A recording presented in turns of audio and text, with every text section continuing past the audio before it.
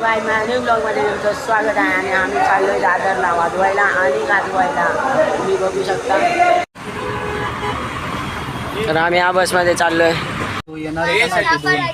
हा ते लोक पण आहेत. आता आम्ही पोहोचलोय इथं तुम्ही बघू शकता. एवढी मोठी बिल्डिंग आहे बाहेर.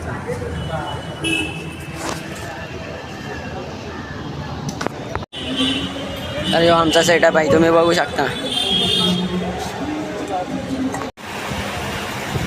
तर आम्ही याला वाजवणार आहे. त्या गणपतीला वाजवणार आणि गाजवणार पण तुम्ही बघू शकता. हे बघा 2-2 हाताने खातोय.